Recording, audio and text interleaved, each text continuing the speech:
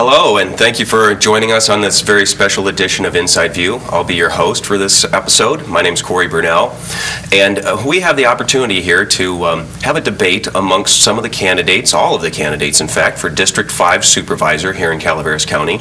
I'm happy that you could join us and hope that the answers to some of these questions will be very informative for you. Let me introduce the candidates so you'll know who we're talking to today. Clyde Clapp is our current District 5 Supervisor. Thank you for joining us, Clyde. Thank you. And then Bruce Giudici. Bruce Giudici is also a candidate running for District 5 Supervisor, and you live in Valley Springs, right, Bruce? I do, but No. Rancho, right? We all live in Rancho. All in Rancho, okay. Also joining us is Greg Gustafson and Ben Stopper. So everybody's in Rancho. Now you know where they're from. La Cantena, if you want to be La specific. Cantena, okay. Well, Greg's from La Cantena, so you can stop by and see him there. I'm sorry. Well, gentlemen, the format here is we're going to have 3 minutes of introductions where you get to tell the likely voters a little bit about yourself and why you're running for office to be their supervisor for District 5. So let's go ahead and start with our current incumbent, Mr. Clapp. Thank you. Anyway, I'm your current supervisor. I moved to Rancho Calaveras in the late 70s. I've been a resident in Rancho for over 40 years. I started my career out as a journeyman carpenter in the local 2046, and I took my contractor's license in 73 and received my license in 74. I was lucky enough to hit the market just right and was able to leave Brentwood and move to Valley Springs permanently in Rancho where I live now, and that was in the late 70s, so I've been living there for over 40 years. And I sold my properties and holdings down in the Brentwood area and spent 5 years reinvesting it up here, which in the meantime I've lived just on my rental income for the last 40 years. I love the area. The day I drove up here, I bought the place where I'm at right now, I bought it the day I drove here. I can't find a better place to live. It's just a beautiful place. When I moved up here, you still had the railroad tracks, you still had the trains coming in twice a week. There were still cows around, and I was about the 20th house in Rancho. You could actually go out in 26, take a nap, and no one would bother you. So it's just, we live in a beautiful place. We're basically a bedroom community, a tourist destination, and my whole goal is to keep it that way. I like to keep it that way. Our population is basically looks more like me than anyone else. There is an elderly population, and I believe I've truly been blessed just to be here, and that's about it. Well, thank you, Mr. Clapp. Well, let's move on to Mr. Giudici. Let's go ahead with your opening remarks. I'm Bruce Giudici. I was born and raised in San Rafael, California. I went to UC Davis for college and got a master's degree in agricultural economics and managerial economics back in 1981. There I met my wife, who became a veterinarian, and we've been married for 33 years now. Out of school, I've worked with various nonprofits, mostly in a financial background, mostly in like a fiscal CFO type of role, and that means I work with auditors and work with funders, and similar to the governmental types of things that supervisors have to deal with. Right out of school, we moved to Stockton, and we bought a veterinary clinic, which we owned for about 6 years. So we ran that business until we sold it, and actually traded it in on 2 girls that we adopted 10 days apart. Today they're 23 years old. One is going to school at Humboldt State University. Is going to be graduating this year, and the other is back in New York working in the fashion industry in school. And while I was raising our children, while we were raising our children, I spent a lot of time working, spending time in volunteer types of capacities, both with the girls in their softball league, or in Toy-On PTO, or in the sober graduation process in the senior years. And also did some volunteer work in coordinating the food distribution for Santa's Express back in the early aughts. So my interest is in looking towards the future for this community and making certain that we have that we do have a future, that we have supervisors who are looking at the fiscal bottom line of decisions that they're making. I'm concerned now that that's not really being done, and that there isn't really a long-term vision for the county. That's the reason why I'm running. I think I'm the best candidate to handle the fiscal oversight, and that's First Giudici. Thank you, Mr. Giudici. Appreciate that. Mr. Gustafson, you have 3 minutes for your opening remarks. Thank you very much, Mr. Burnell. Good evening, everyone. Thank you for having me here today. This is quite an opportunity to be able to reach so many people at once. I've gone door to door, but found this to be very interesting in so many ways. You see, I'm very tall, and approaching a door, sometimes people are a little bit intimidated by that, more for their safety. So I never was really good at hitchhiking or anything like that, like I never got a ride hitchhiking. But I was able to find out from talking to people that one of their greatest concerns was their security and safety in their own homes, that they've worked so hard for and are working so hard to keep. It's a very difficult thing in today's world. People are losing jobs, transfers, foreclosures. It was a disaster to our area in many ways.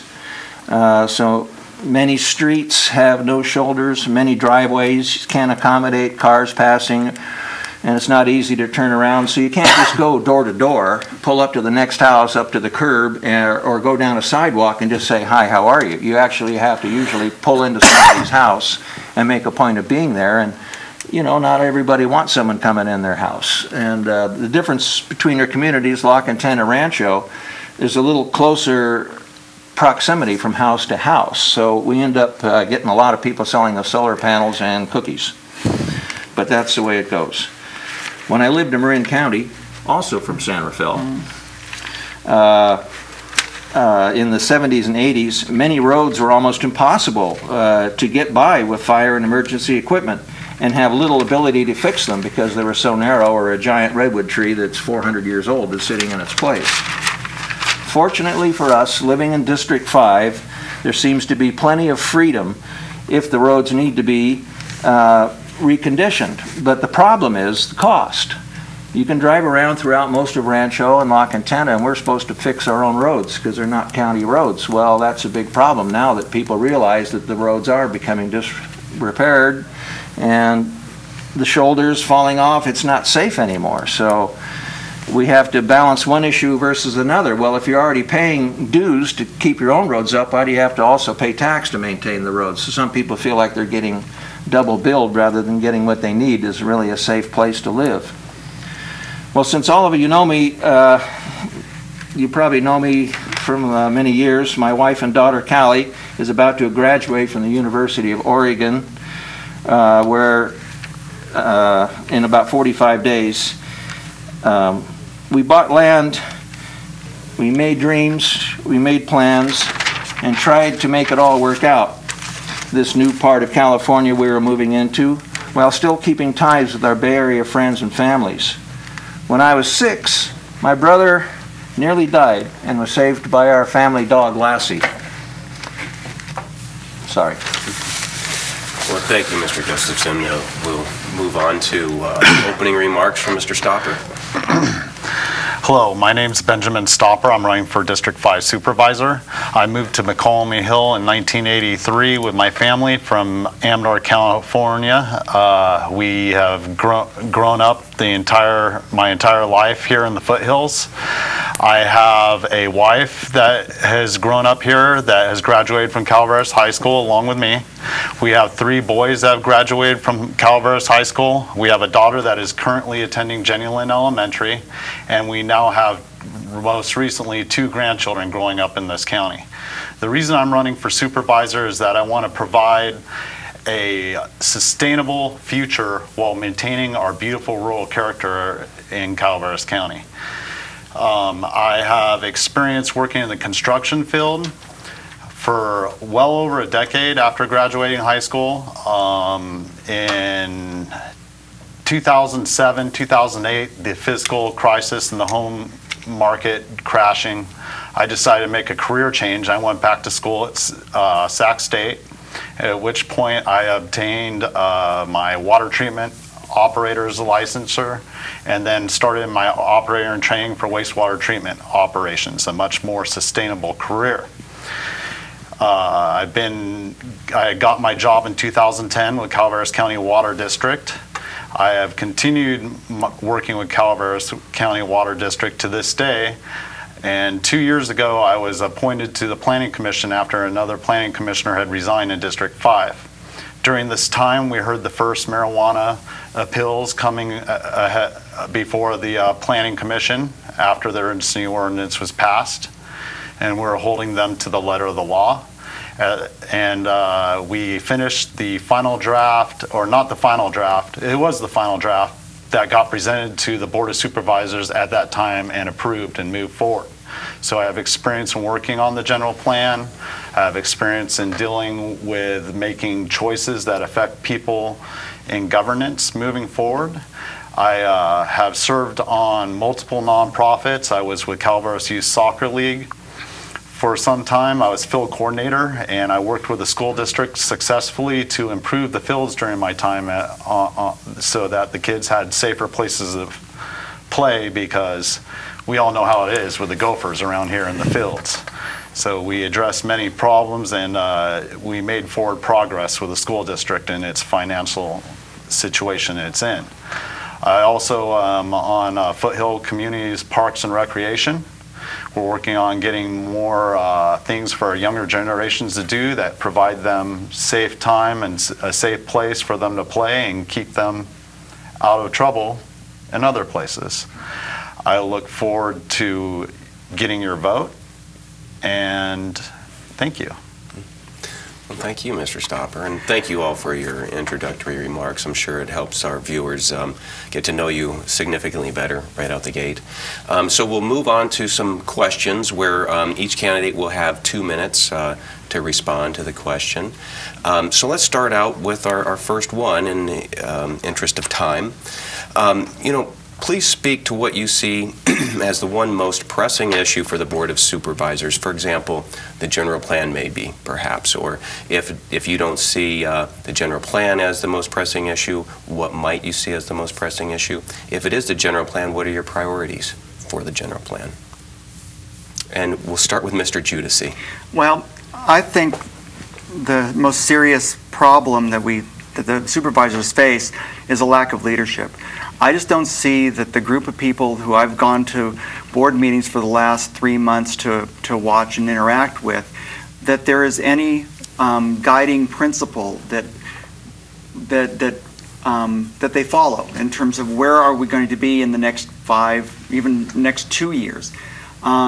Is there any sort of vision of what Calaveras County is going to be like? And I disagree with Clyde to say that this is that even our district is a retirement community. We have many families. I've walked door to door, and I've seen a lot of families who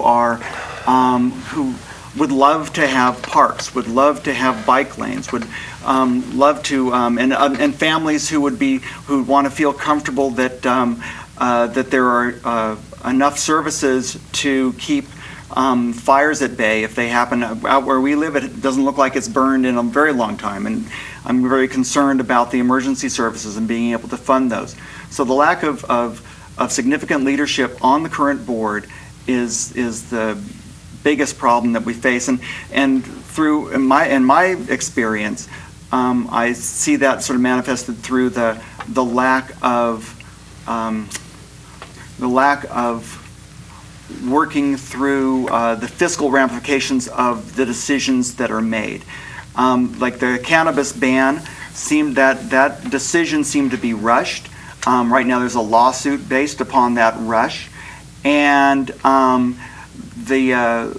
what that ban ended up doing is that it ended up stopping some a large amount of funds going into the general fund that the board has not yet said how they were going to replace that. It's $11 million, some say 13, but it's substantial. And the TOT, the sales tax, and other increased taxes that are out there aren't going to cover it. Thank you. Thank you. Mr. Gustafson, would you like me to repeat the question? No, I'll go for it. I think there's more than just one issue, however. I know your question is, what is the one issue? And my response would be that when you're balancing the budget, you have to look at many issues to see what's going to come up and what you're going to have to deal with. And I was on the school board for years, and I was also on the planning commission, so I've worked in the general plan and heard the issues there. And I remember with the general plan, people were coming in saying, just don't change anything up at Sheep Ranch. They liked it the way it was, and I don't blame them. It's a beautiful spot. But you have people, you have families. We've allowed, just like we are allowing to permit the marijuana growers, we've allowed this community of 9,000 people to grow. Well, now we've got 9,000 people and they need services. And a lot of them are driving many miles to go to a lower cost store where it's more competitive than buying something at a $5 store, but now we have at least a $1 store in the lower area, and that helps for a lot of people, and I see it thriving. Eventually a lot of people are against it, but there's this new store and it's got lots of cars in it. When Senders upgraded the lumber yard, suddenly that became a heavy used area, and you could get good quality material. So that's an issue that really has to be addressed. But all of the roads, the infrastructure need to come to a point where they're useful to everybody. And I hear from going to meetings for many years, the problem is they say, well, a lot of the money gets directed in one or the other area. Well, pro rata.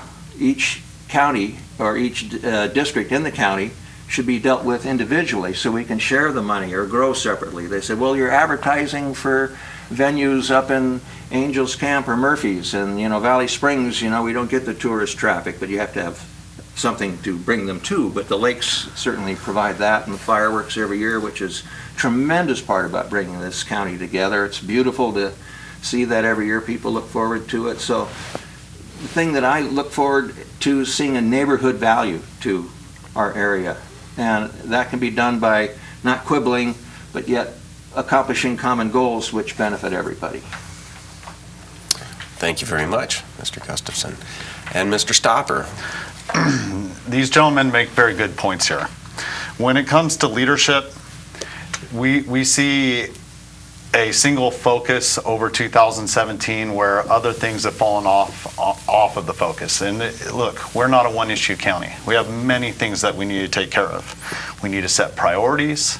We need to set a timeline for these priorities to get done. Now, we can't always stick to the timeline. A balanced budget, we know the fiscal issue with Calaveras County is for years they've been running in a deficit. And moving forward, we have to understand that this county alone cannot sustain itself by assessed tax values alone.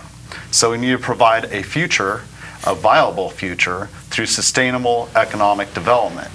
How do we get economic development? Priority one, let's finish the general plan. There are many investors willing to invest in Calaveras County, but the fact that a general plan's not done, these investments can be called into question. So they're tentative on investing until a general plan's put in there to give a proper path to sustainable economic development, whether it be industry, commercial sales, or home development, into the proper places while still maintaining our rural character. We get that done with a general plan, we can start working on some economic development inside our county and moving forward. Sustainable is crucial when we look forward, because there are many things that, the saying goes, build it and they will come. Well, that's not always true.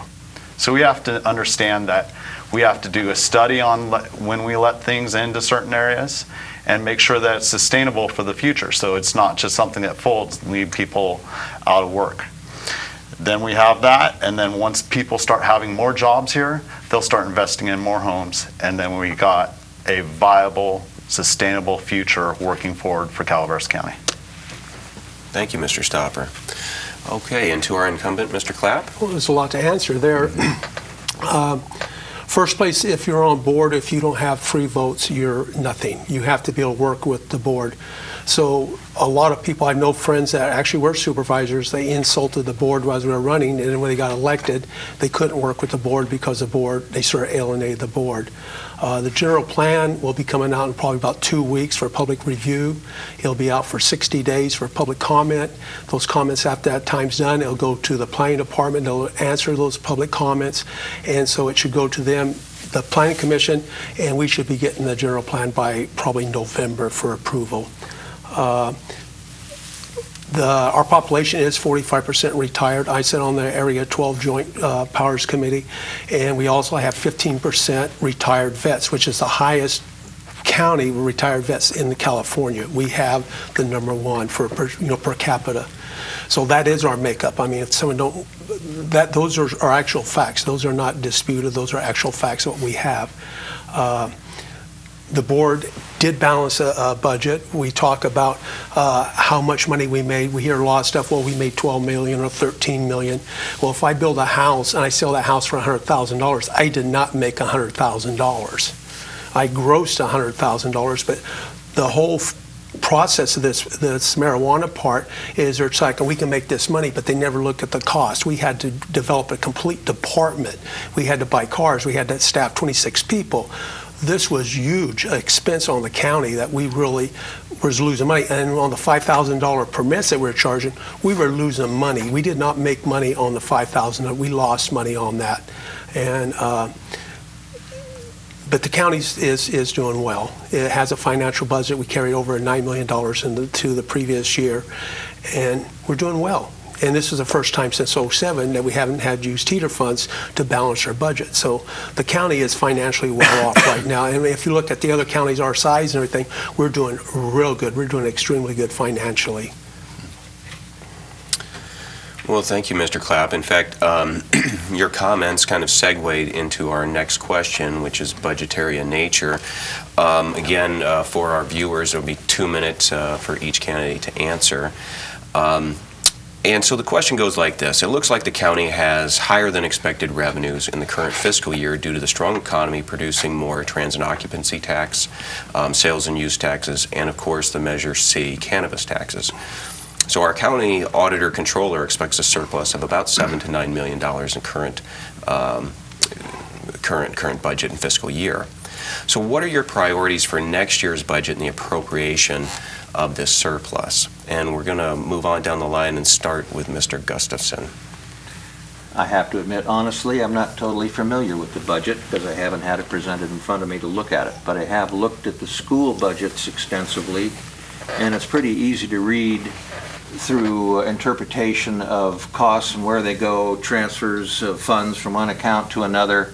There's a lot of transferring of money from one account to another based on not having properly appraised certain departments and needs. So frequently we find that you need to renegotiate whatever costs and expenses are incurred. So if law enforcement needs more and there's a surplus, then maybe this year you can give them something. But sustaining a balance and understanding that you can't overspend this year and then be short next year. You have to look farther down the road than what your needs are at this very moment and perhaps accommodate for those numbers. It's a real important problem that a lot of people tend to say, well, I've been at budget discussions during the day, and you've got people from mental health that need more, and you've got people from other areas that are always hoping for more. We have a growing homeless problem and various issues, so there's a lot of different new issues that keep kind of creeping in that are current. So you have to look at a budget as a whole and really have a deep, good discussion and have some honesty with it. Thank you, Mr. Gustafson. Mr. Stopper? Well, we've had many factors going into this next fiscal year budget. First of all, when it comes to fiscal oversight over the monetary value, that's left to the auditor controller. The auditor controller, along with the tax collector, has reported over $13 million in excise taxes collected from the Measure C funds. Last year, they used over $3 million of that to balance the budget. At that point, they lose $10 million. So you do the math, $7 to $9 million leftover revenue in this fiscal year puts us in a financial status of running a deficit between $3 and $1 million. We can't make money on permit fees. It's against Prop 26. So when we do these different things, we need to do a nexus study on each individual department moving forward to find out what the costs are to be able to precipitate what type of permit fees we're going to be getting from different departments, building department, planning department, and others that, charge permit fees. It's against the law to charge more than what it costs to precipitate the process of giving out those permits. So moving forward, these Measure C funds that were collected that are effectively on the line item of excise taxes are at this time, because of a ban, considered one-time funds. We don't get to use those again. So with a continuing ban moving forward, we need to consider how we're going to pull in more revenue, because you can say, hey, we have $7 to $9 million left over. What was the difference? We pulled in $13 million on Measure C funds. We have to look forward how we're going to sustain this county, and I got a 4-point plan how to sustain it moving forward, whether there be a ban or not. Thank you, Mr. Stopper. And Mr. Clapp? Well, in the budget, we're about $147 million. So I should say 150. A third of that, a little over, is just discretionary funds for us to spend. HHS, that was mentioned here, Health and Human Services, they're not funded from the general fund. That money comes directly from the state. The schools is not funded from general funds. That comes from the property taxes and the state. So our part that we budget, a lot of these are talking about, isn't a function of the Board of Supervisors. We do not fund those programs. And same with the sheriff. We do not tell the sheriff we do his budget. He presents his budget, and we either approve it, take away, or anything. So a lot of the budget stuff that is being talked about here is not in the scope of the supervisors, the budget is doing good. The fees are already being looked at. It was on the agenda today. We were talking about the studies coming in for what the new fees will be, because they haven't been updated for 10 years. And so as I still, our budget is solid.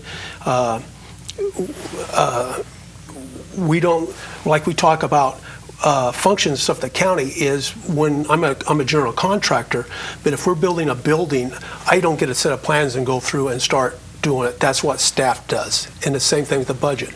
We have people on budget that do that. And we even have one with a law degree that does it. So we approve it, and we have to know what we're talking about. And with me being a general contractor, it's easy because our budgets are the same. They're line items.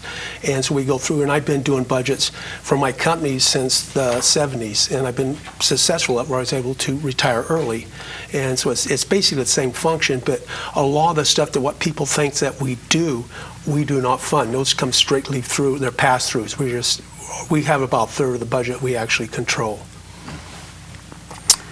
Thank you, Mr. Clapp. Well, to our third question, and it's the topic of public safety. Oh, I didn't get to answer this one. Oh, I'm sorry. Did I cut you off, Mr. Giudici? I okay. apologize very much. That's fine. Go right no, ahead. and this is an area that I have a lot of expertise in. I've been working for 25 years as a fiscal manager, fiscal officer for nonprofit organizations that have fund accounting and keep track of funds in different columns. And what we have been talking about has been the general fund, and the general fund is the thing that is in surplus right now, primarily because I would say is because of cannabis tax dollars that were received, and that are no longer going to be coming in because of the ban. And so without those funds coming in, the board still hasn't responded as to how those funds are going to be replaced. There is a $9 million surplus right now that is it could be pending a lawsuit from the cannabis growers. If that lawsuit is lost, then some of those funds may disappear, and we're going to not be able to spend those going forward. So I would be very concerned about that loss of $11 to $13 million of funds, because that was substantial amounts, and it was the main reason why they didn't have to use the teeter fund last year. And it is, like what Ben was saying, is the reason why in the past 4 years the county has been in deficit using the teeter funds, which are essentially fines that are on late property tax submissions. But really, the general budget, which is the two-thirds that Clyde was referring to, those provide the services that the mental health services or the health services that a lot of people depend on. And it's up to the board to provide a vision and to say, well, we would encourage you to go after that sort of grant funding, or we would like to see those sorts of contracts come in. Why are we going to go after funds that will help the homeless population, or more mental health funds, or more after-school programs? Those sorts of things that a county can go after, that's what a board has to sort of prioritize and provide leadership, and that's what I want to do when I get on board. Well, thank you, and it's a plenty fine answer. I'm sorry to have tried to miss it. Well, we'll move on to our next question now about public safety and kind of the funding of it, and it does kind of encapsulate some of the concern that many constituents have had about the enforcement of a ban and how we fund the enforcement of a ban. So let's talk a little bit about so far in the current budget year. Our auditor controller says we've received about $8.2 million thus far from the Measure C cannabis taxes. So with a ban on commercial cannabis going into effect and consequently that revenue being non-existent next year, do you foresee any difficulty funding law enforcement to adequately enforce the ban?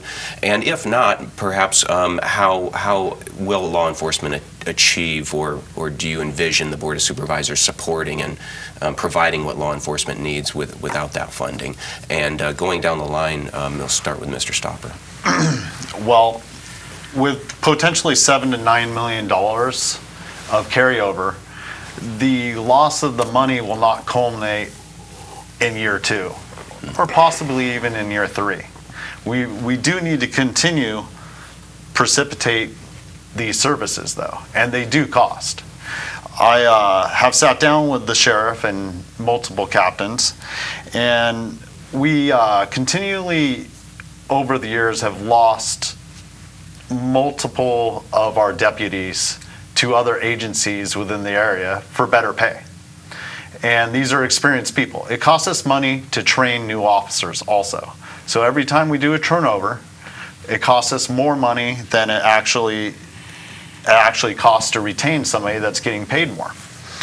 So first of all is we have to prioritize retaining our officers that are already trained, that know Calaveras County and care about it through most likely a raise in salaries, so we can continue the process. The MET team, the marijuana enforcement team, they are talking about adding more employees to that moving forward.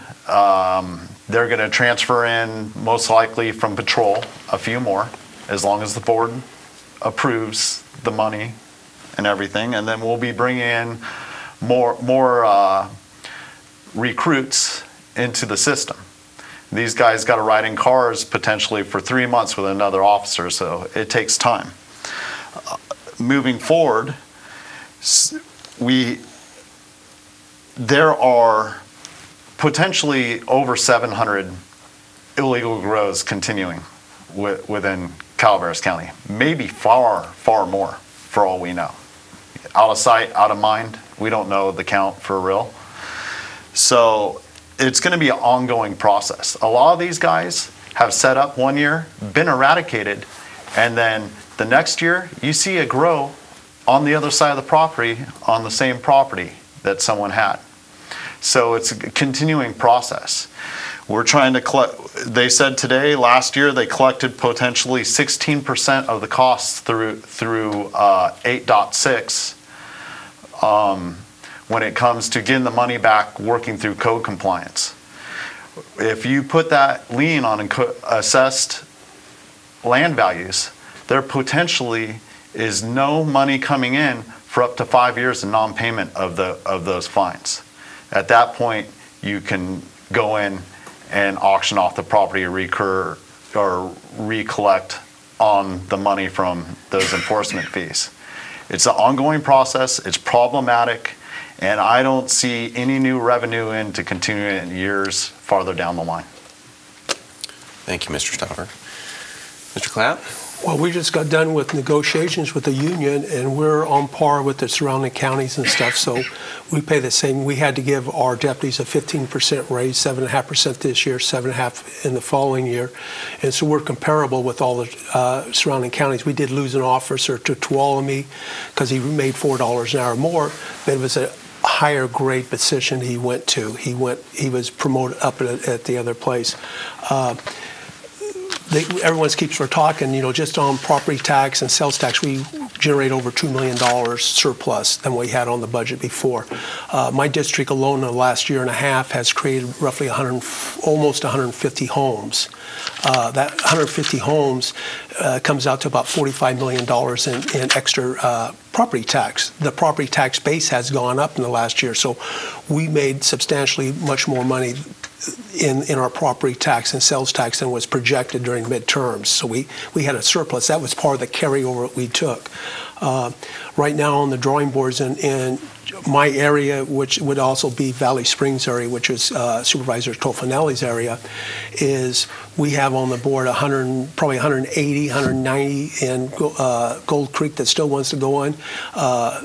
By Woodgate, there's a 98 that could go in any day, and there's a project of senior housing in Valley Springs. They'll generate another 45 units. So those are all new tax base. That's new income. That's coming in. So those, so the county is still growing, and a lot of it, yeah, it was bad. It's we did lose money on when 07 crash came in, and the property values went drastically down. We had to lay people up. But right now, this board has a very conservative board. It's very financially responsible, and that's the reasons for the savings. I mean, we've done extremely good on being conservative. It's a very conservative board when it comes to financial. Thank you, Mr. Clapp. And Mr. Giudici? I would disagree that this board has been conservative. Not spending money doesn't necessarily mean you're fiscally conservative. Spending money wisely means you're fiscally conservative. And what we have right now is we have a board who is enacting raises and allowing people to just going on as if nothing has changed, even though the cannabis ban has gone into effect. And I would think that losing that major revenue source that goes into the general fund is something that would be a major game changer and change the direction of this board, but it does not change the direction of this board. We have, for me, I've lived in this community for the last 25 years, and I've not seen an economic driver outside of construction that keeps jobs going. And we're not still growing. This county has 40,000 people, the same number of people who were here when I moved here 25 years ago. It's a stagnant population. We can't just necessarily have growth for growth's sake, but we have to have some sort of economic foundation that isn't a boom and bust construction economy. And so for that reason, I would be for re-looking at the regulation of cannabis. I see that funding source is a viable funding source. That with the funds that are generated from a well-regulated agricultural community, we can pay for the enforcement, and even maybe throw off some additional funds to do some amenities that would make this place a much more livable community, like parks. Currently, District 5 does not have a public park where people can go and rest, and not have to spend money, or bike lanes, or maybe looking at making New Hogan a little bit more attractive. Right now, we're taking the sheriff's word for how much money it costs to pay his deputies. I think we have to look at every budget on a zero-based basis and take a look and see how much money it actually takes to run those things. And if it turns out that we need more funds, then we're going to have to find more funds. And I don't think a lot of people want to have more property taxes. Thank you, Mr. Giudici. And Mr. Gustafson? I'll have to say I appreciate everyone's answers so far. Your details are excellent. You're way up on your numbers of what's going on, and that's really to be respected.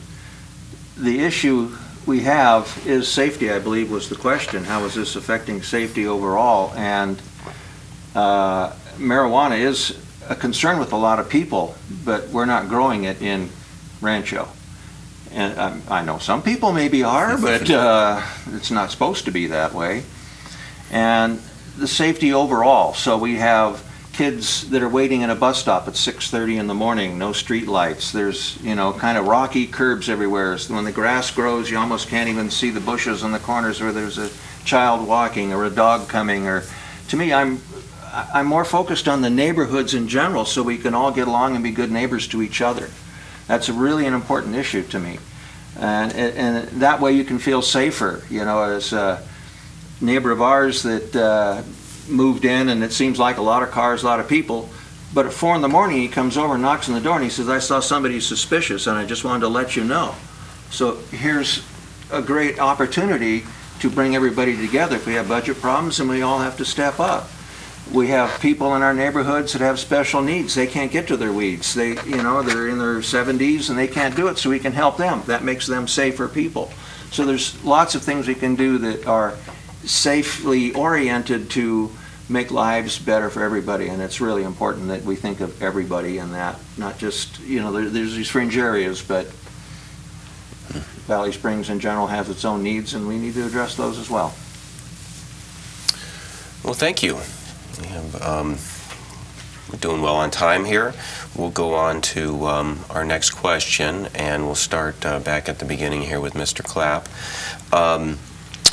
As a supervisor, and department heads and by extension their staff are ultimately the responsibility of the board of supervisors. So do you envision changes needing to be made with how the county operates, and if so, in what ways? Yeah, I was really surprised when I went in. Like I say, we have roughly $150 million budget. I used to run my jobs to be over $1 million, and I have a purchasing agent. A purchasing agent would approve all contracts coming in, and the CAO does that. The CAOs was actually had an interim in it. We didn't have one when we came on the board. We went through 2 of them right off the first 2 months. And so we got Tim Lux on now. We staffed him with 2 extra people in his office. We brought in an economic developer, and so he was way understaffed for running the type of business he did. And I would still like to get a purchasing agent, because right now he acts as that, and county council acts as that. We've replaced most of the department heads. Since we came, we had to do one for environmental health. We had to do one for building, and so we had to replace those, and we're still going through. The problem we have right now, I see, is we don't review our department heads on a regular basis. We seem to bring them in if we're upset with them or something, but they should be reevaluated at least once a year, so we know what they need, what concerns we have with them, what they need, how we can help them, what we expect from them. And if we're not talking to them, we don't know that. Now, from my business where I came from, is I never would hire foremans. That was something the superintendent would do. I would never talk to a foreman. So I always led from the top down. I never went and talked to it. And right now, the way we run now is we have supervisors talking to department heads, and that I don't find to be a real good way to run a business, because now you have 5 bosses instead of 1, and the CAO or CEO should be doing that. He should be hiring and firing with our consent. And that's one thing I would change is how we manage from the top down. Thank you, Mr. Clapp. Mr. Giudici? I guess I'd take a different approach. I've worked in a lot of different nonprofits, and working, developing budgets, and working through, paying off those budgets and working through them and closing out those budgets. And unless you really understand how the programs work, it's difficult for the leadership to make proper decisions. And I think from what I've seen, and I'm not certain that I've seen everything that the Board of Supervisors has to offer, but I don't see that there is really a deep understanding by the Board of Supervisors of the programs that they actually oversee. and that when they make a decision as to whether or not to add to or cut a budget, that they're not necessarily just going based upon whatever the recommendation is of the CAO or the auditor or whoever is presenting at that moment, and don't really have a full, deep understanding of the programs. And so if I was fortunate enough to become a supervisor, I would like to set up task forces and discussion groups so people understand what each program does, so that the supervisors are well versed in what the programs are that they oversee, and so that when we take a look and we talk to a program director or a person who is overseeing a certain area, that we thoroughly understand what they're doing. I've heard people asking for funds. There was somebody who was asked for additional budgetary authority for a certain amount, and it was because he asked for it on a regular basis because he was consistently underfunded. And it was like, okay, yeah, you'll get your extra $200,000. You know, just putting a dollar amount out there without really thoroughly understanding what the needs are of the department is, I think, a real shortcoming and a real problem with this board. And it's something that I would like to really dig into, and something that I enjoy, and it's something I've done my entire life. Thank you, Mr. Giudici. Mr. Gustafson? Yeah, I think looking at all of the problems and addressing them as individual districts' needs as well as the overall needs, there seems to be little discussion taking place in front of the public. It seems like once we get there, the discussions have been done and we're just moving on, and sometimes there's a lot of unnecessary comments that drag meetings out for hours. Why some of the same people only say some of the same things, and it happens in school boards, it happens in all kinds of town hall meetings and everything. But as long as you aren't trying to abrogate the issues, put on certain little spins of your own, add an ad hoc committee that undermines the ability of people to make the decisions or have a vote on their own. There's certain ways that we're trying to maneuver issues and ways to get things done that really wouldn't require the vote of everyone, and I think that's wrong. I think as a supervisor, and I would like to have some mini town hall meetings to actually get together with people. I'm going to have a tent set up. You can come by and talk to me. I want you to come by and talk about your specific issues and what you need to have done that would help you in your lives, and what suggestions you might have for budgets and things that pop out at you. Some people have a lot of experience and financial backgrounds, and all of us seem to be adept at that to an extent, and it's really a positive thing for the board to be able to have even new blood, new experiences to maybe put a spin on everything and put it all on a new course. Thank you very much. And Mr. Stopper? Can you repeat the question, please? You bet. If I can find it on my list here. The question was, department heads and by extension their staff are ultimately the responsibility of the Board of Supervisors. Do you envision changes needing to be made with how the county operates, and if so, in what ways? Well, we have to understand the rules of governance when it comes to supervisors.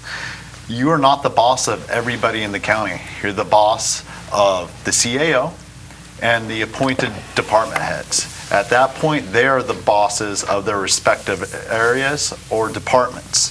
The auditor controller, the tax collector, and the assessor are elected positions along with the sheriff. You have no power over these people other than control over the general fund part of their budget, not the restricted funds. There's a reason for this protection, so that if the auditor controller says you're spending money in the wrong spot illegally, you can't say you're fired. So there's certain people that are protected. Moving forward, we have departments competing for a piece of the pie throughout the county. A lot of them work well together, but there are multiple services that cross or interconnect through multiple departments that need to work together to precipitate getting things done. So we need to talk to our department heads, help them precipitate working together with other departments so we can provide the best services moving forward. And I think this would work well by going to the employees for ideas and coming up, employee empowerment. Give them an opportunity to have a say, because they know their departments and where they work. And they have a better knowledge of it than, let's say, somebody like me who doesn't work in that department. After that, we set priorities. We give them a timeline and we hold them to it. Also, department heads, I think there should be a regular reporting to the board on how their status is on our priorities and how they are on our timeline, because you can't always hold them to a strict timeline if, you know, special circumstances come up. Public Works having to deal with emergencies and such moving forward. Thank you, Mr. Stopper. Well, that concludes our questions, but we have time left for our closing remarks. And as I mentioned to you earlier, we'll have each of you with 2 minutes for your closing remarks. I'm sure some of the questions maybe have brought up some topics you'd like to cover further in depth, so this is your opportunity to do that. And we are back to Mr. Giudici starting us off, so 2 minutes for your closing remarks. Very good. I've lived in District 5 since 1990. I've seen a lot of change happen in the area, but also a lot of the stuff's remaining the same. And my concern is that continues for the next 25 years that I'm here. We do need to look forward, not backward. We need to anticipate what will attract people to this area, and we want to retain people who are going to enhance our quality of living here. We haven't had a chance to really talk about what do we want to do in terms of attracting jobs. Ben started with that, and I think there's a developing the general plan is the first thing out of the gate, and I'm pleased to hear that that's going to be happening by the end of November. But we've heard that before, and I'm concerned that the general plan won't be put off again, because that general plan that is going to be presented is based on some maybe some older assumptions. So we have to, the Board of Supervisors has to take leadership in deciding how we're going to guide this county.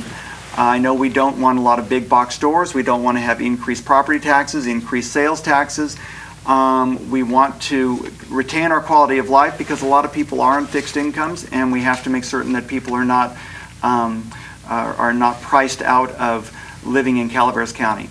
So I would really seriously want to reconsider the cannabis ban. I think that is a foundational tax that we could rely upon if done properly. We can do regulation. I trust our sheriffs to properly eradicate the illegal grows and to get rid of the bad actors that are going to be a problem in our future. And once that problem is dealt with, I think that Calaveras County will prosper going into the future. Thank you very much. Mr. Gustafson. Thank you, Mr. Burnell. I remember in searching through our local media, Facebook, there was a lady posting, why is our board a bunch of older white guys? Well, Ben, I guess you're going to eclipse our age group a little bit there, but it's not just a bunch of older white guys. I care about women as well. I want you to know I have a wife and a daughter, and their futures are very important to me. And sitting up there is, to me, almost a duty. I've been physically around for a long time, going to all kinds of meetings, trying to be involved with the children and families. I've been a chaperone to Disneyland with the band a couple of times. Wonderful experience if you can get to watch the development and growth of children and watch them go on with their lives. So in retrospect to that, you see a lot of them grow up and now they have no place to go. They're going to work at various stores for a while, but then along they have to go to get a better job somewhere else. And the families, some can survive, some have really nice ranches that can support the lifestyle of everyone that's been here for a while, but others, you have to move on down the road. And our own daughter, she's looking at options in Marin County or something at our Marine Mammal Center because of her specialty degree, so that'll help her. But not everyone has the specialty degree or something else to move forward with. So what I want to see for this county is everyone to get along. We can come together and see if we can find out common problems that aren't so big that we can solve and make our lives easier.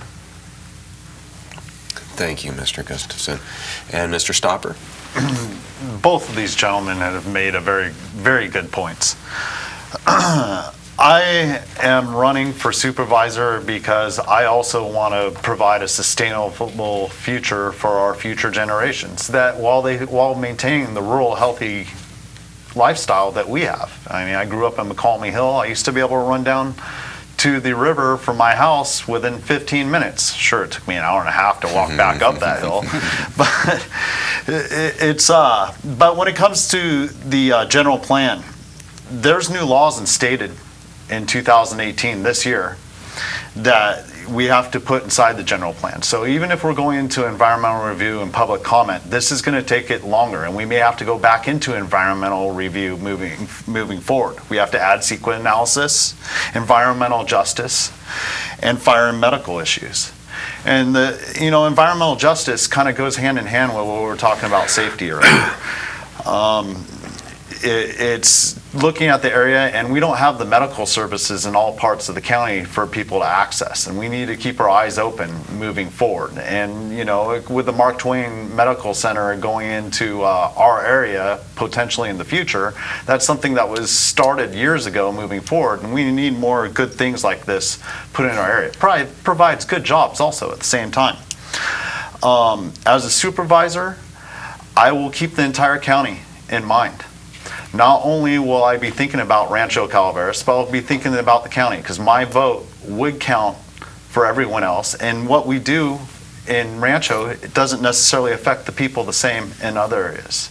So my vote would count for Calaveras as a whole in thought and process. I look forward to getting everyone's vote in the future, and I want to thank you for letting me have the time here tonight.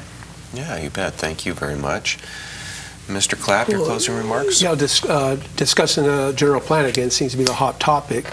It was going to come out last November, because what Mr. Stopper says is totally correct. It did have some changes in it, so we had to send it back for review and stuff. We have one of the finest law firms that's working on it right now, and so when it comes out, it should have all that done. I don't see what the problem is going to be.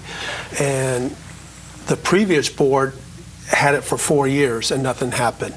So for them to sit there and say, I've been here 14 months and what's going on, that's just, especially when one of the opponents is sitting there, said he's been there for 2 years on the planning commission and it still didn't come out. So to blame it on this board is ridiculous. This board has pushed it forward. It'll be done this year. This board that we have right now has passed a balanced budget with a carryover, and this board has took a county that was in a lot of trouble and really turned it around, and it's doing quite well. And so I'm very proud of the board, and one of the people that was quick. Okay. Well, I'm sorry, it appears we're out of time. Mr. Clapp, Mr. Giudici, Mr. Gustafson, Mr. Stopper, I want to thank each of you gentlemen for taking some time and being here with us tonight and providing your views to our audience. Folks, if you would like to get more information on each of these candidates, I believe you all have websites, perhaps Facebook sites, so do make note of their names. I know from personal experience a simple Google search with a candidate for District 5 in the byline will get you to their website. So I want to encourage you to follow up with them each individually if you have more questions that you'd like answered or concerns you'd like addressed, or if you'd just simply like to get to know them better. And then I want to thank you once again for watching Inside View. We enjoy hosting for you and hope you've enjoyed the content today. Thank you and see you next time.